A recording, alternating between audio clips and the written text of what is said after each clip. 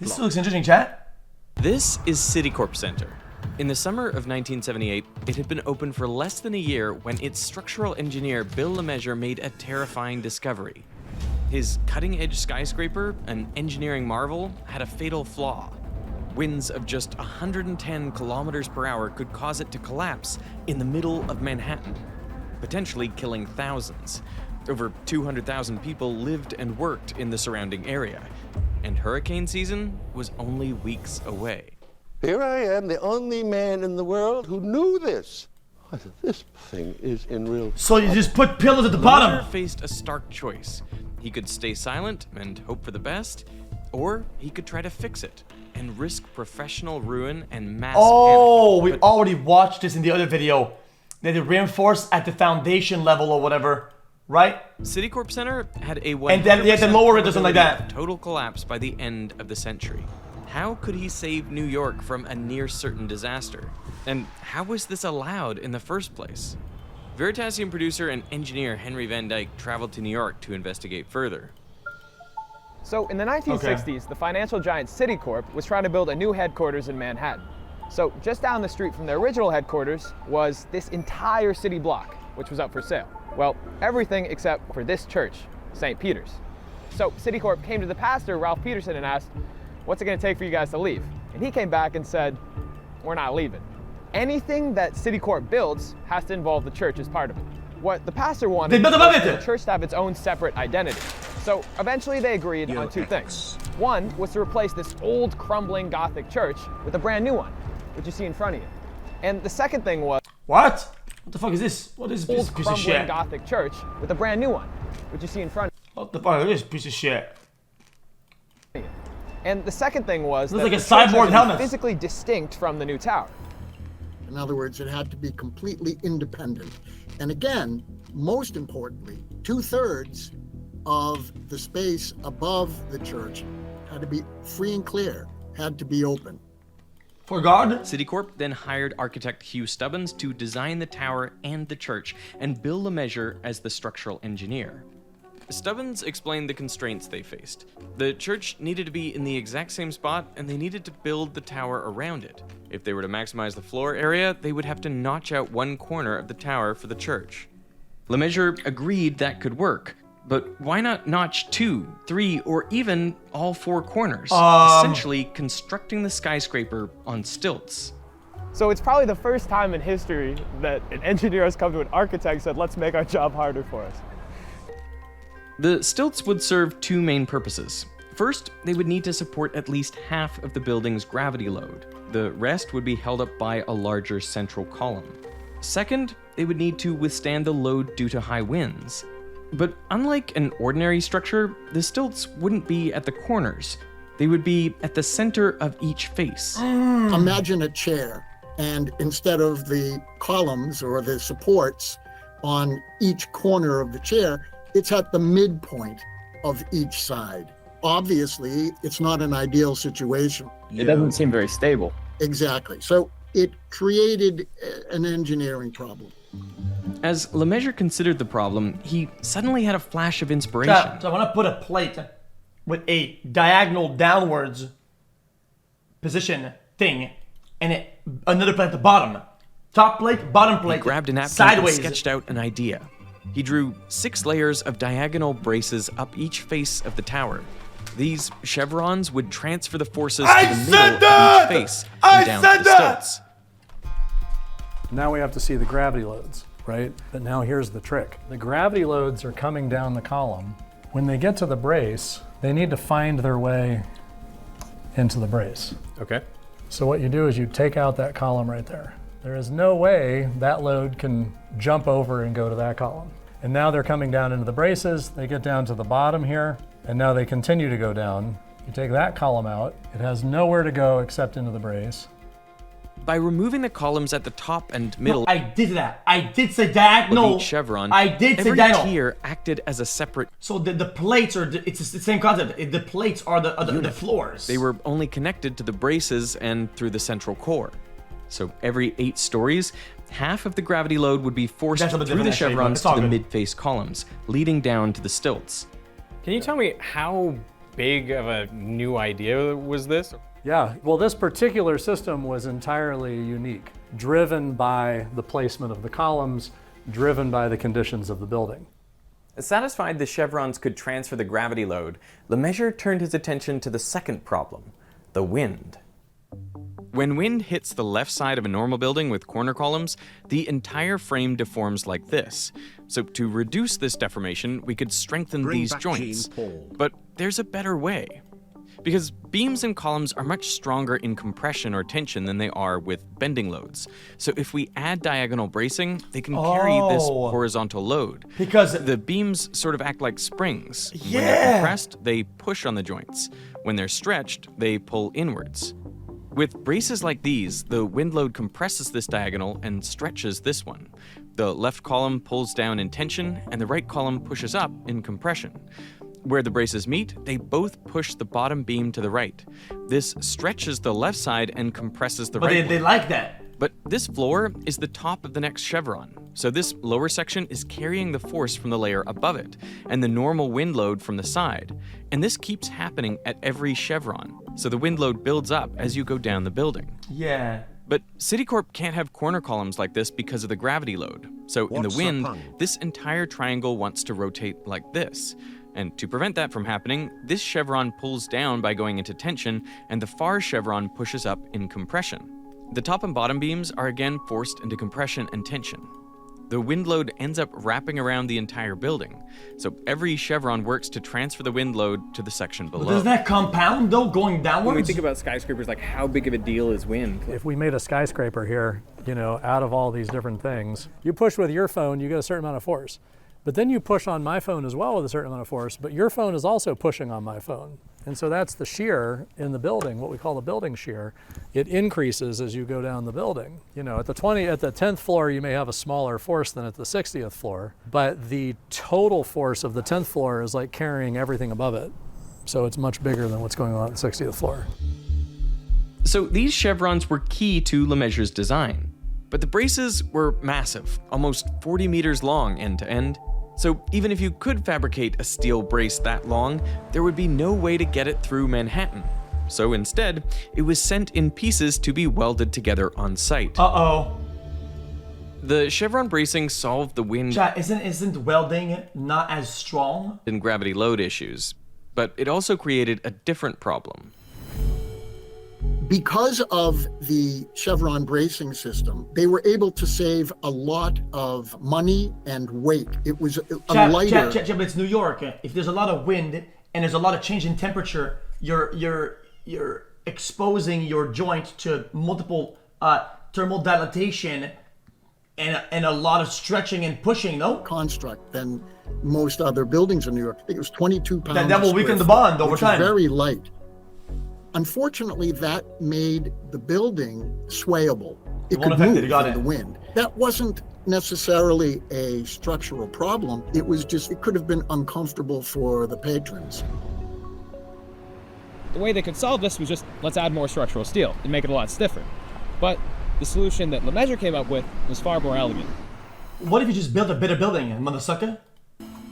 He adopted something that had been regularly used in bridges, power lines, and ships, but never before in a building. A tuned mass Seriously, damper, just start fresh and or just make a better TMD. building. So we're here at Stark Laboratories, and I'm not with Iron Man, but instead the Columbia Space Initiative, a student team here on campus who has helped us build this incredible tuned mass damper kind of system. We'll use this cart to represent a building. By pulling it back and releasing it, we can excite its resonant frequency. And then we'll put on a little pendulum, aluminum rod, and a mass at the bottom. As the building sways, it transfers some of its kinetic energy to the pendulum, which starts to swing. Then some of its energy is dissipated through friction at the hinge. The pendulum and the building oscillate out of phase from each other. So every time the building pulls the pendulum in a different direction, more energy is lost, significantly damping the sway of the tower. But this system needs to be carefully tuned so it has the same frequency as the building itself and the right amount of friction. So first, the mass needs to be at least 1 to 5% of the building's weight to be effective. And we tune the frequency of the TMD by adjusting Chat. the length of the So pendulum. you organize the floors of the building by weight. All the more fat employee, everybody that's very big. In the middle, light people at the top and bottom. The floors will be much heavier in the middle part of the building. But we're just doing it Real? by feel. Second, by loosening or tightening the bolt, we can tune the amount of damping. We need to dissipate more energy from friction at the hinge to stop the swaying faster. We just tighten this top bolt to make the whole system a little bit, add a little bit more resistance. And we'll see if we can dampen it now further.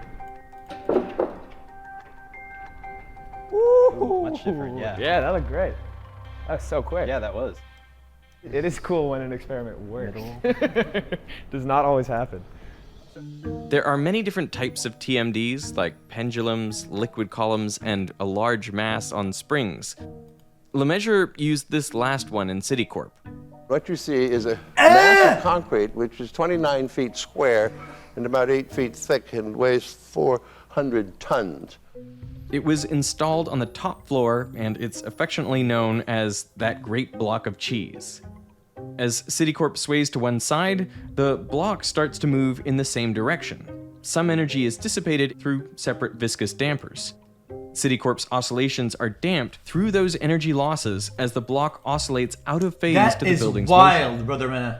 LeMessurier expected the damper to reduce the amplitude of swaying by roughly 50%, and he saved around... Chat, I feel like a kid like in a candy store now, chat. All the things that I thought were just, oh, this is just how it is. It's not. It's all being done manually. Like the boats. I thought the boats were just boating. They don't just boat.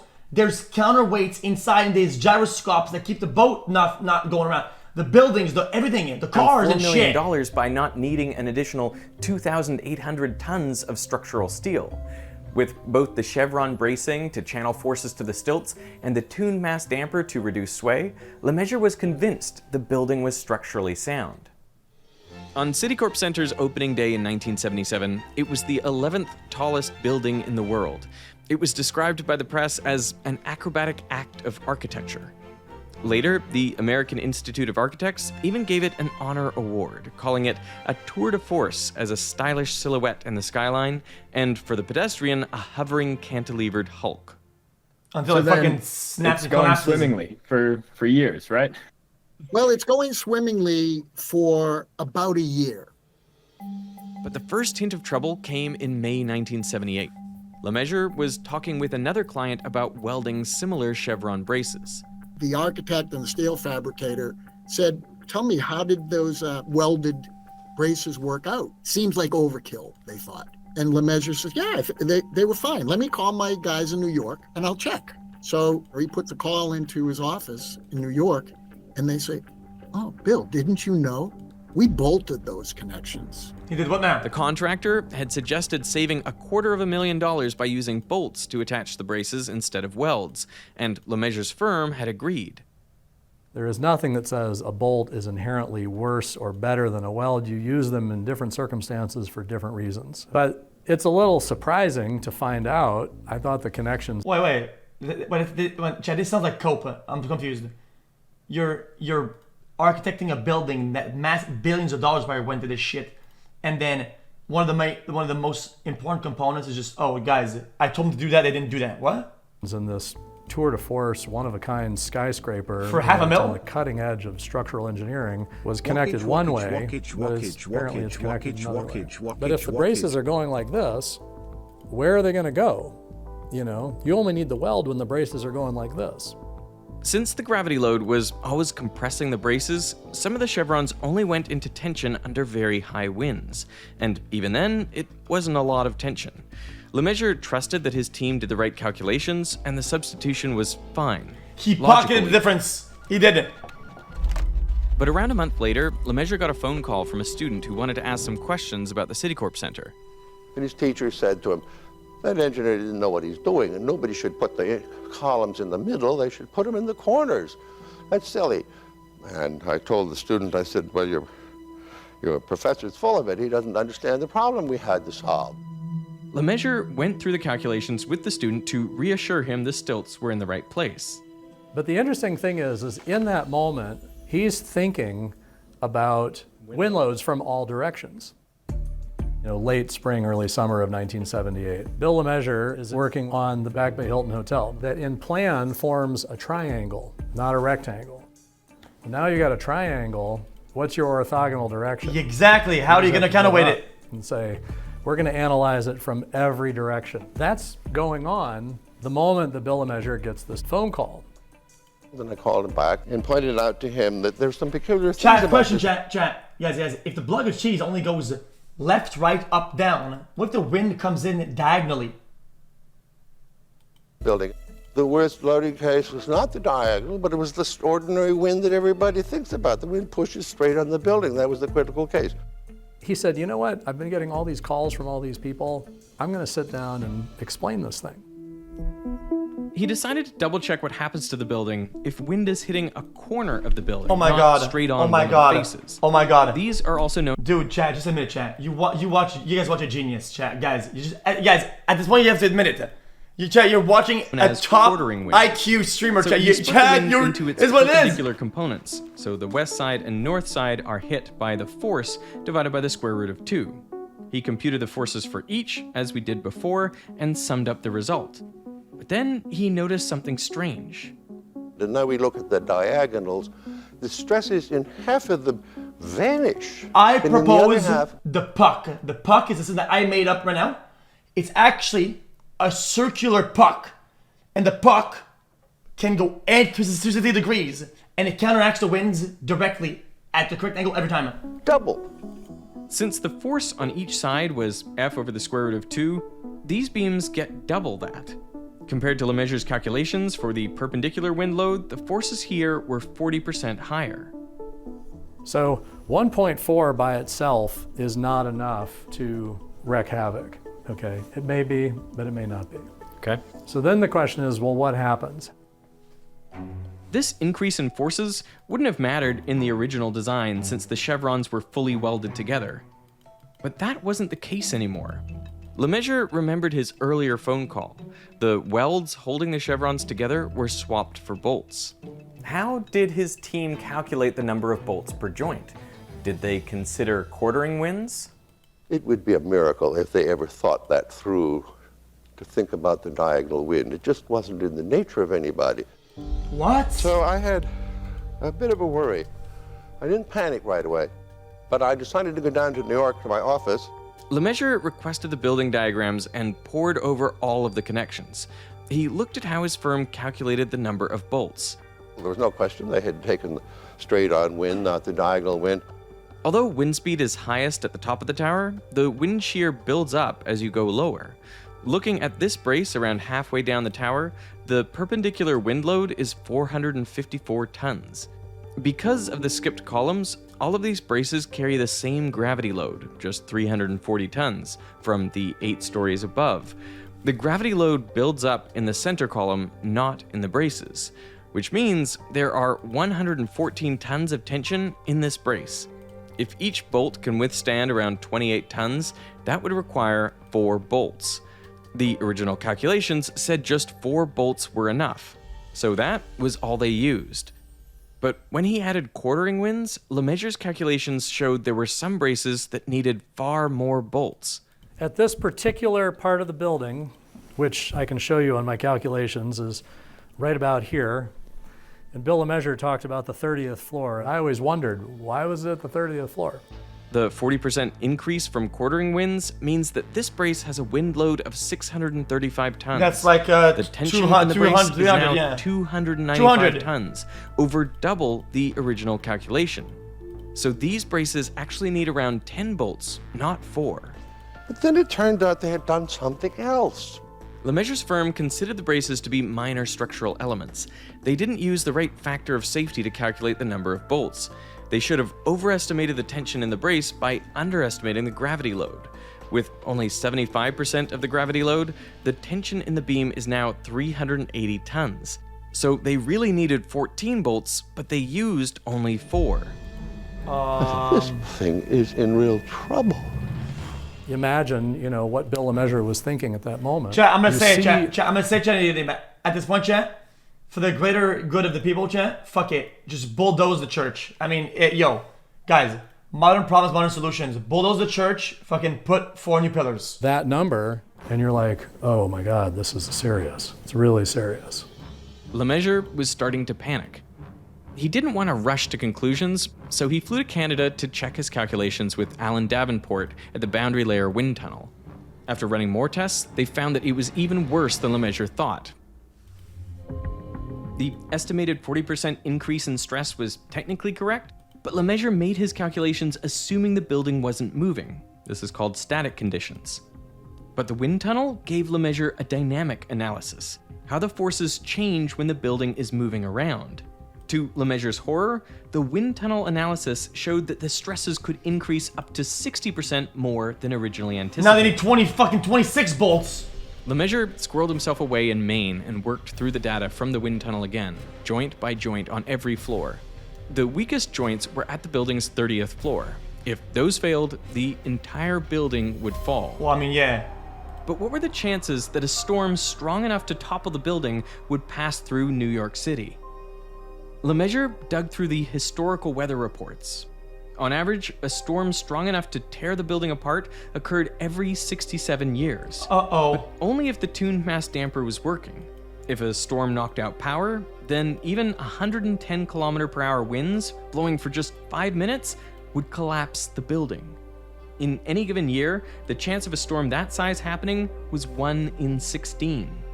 Just 1 year before Citicorp was completed, wind gusts of 110 km/h roared through New York City as Hurricane Bell passed through. What do you think this moment was like for Lemessurier when he ran these calculations? It must have been devastating. I mean, it just must have been, I can't imagine the fear. I can't imagine the feelings. I mean, like, it just Chat, let's see a bit about chat. You could tell a fucking 20 billion corporate employees about this problem. Let's give it a buck. It won't get fixed. They'll just be like, hey, fuck it. I mean, bro, have been like what? truly a moment he never thought he would live through. That storm was going to fall down in my lifetime. And since this was July, I mean, not true. it could fall down the summer of 1978. Lemessurier needed to decide and decide fast. But revealing this mistake could mean lawsuits, bankruptcy, and professional ruin. He could stay silent, only Davenport knew, and he wouldn't reveal anything, or he could entirely disappear. In a later interview, he admitted, "I did say to myself, I could drive down the main turnpike at 100 miles an hour and deliberately drive into a bridge abutment. That would be the end, and all of this would go away. I thought about that." But there was a 1 in 16 chance of collapse that very fall. With thousands of lives at risk, there was never any other choice but to act. After speaking to a few lawyers and other engineering experts, Lemessurier told the architect Stubbins, and together they informed Citicorp. You open a public bet, and then on who thinks the building's gonna collapse, right? And you get the funds that people are betting on what you think is not gonna happen on the 15 to 1, right? And then you invest that into fixing the building, fix it, and then you hope that it isn't. Citicorp's chairman, Walter Wriston. Within hours Thoughts? of that meeting, Lemessurier acquired emergency generators for the tuned mass damper.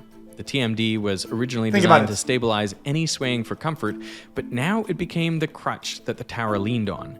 Lemessurier pinned all his hopes on it. He called the confidential repair plan Project Pandora, but that sounded ominous, so he came up with the Special Engineering Review of Events Nobody Envisioned, or Project Serene for short. Each night, welders would enter the building after everyone left, rip off the sheetrock around the chevron beams, and then weld 2 5-centimeter thick, 2-meter long steel plates on each joint. Like Band-Aids, literally Band-Aids on both sides of these joints. After, they'd replace the wall and clean everything up before the office workers came back the next morning.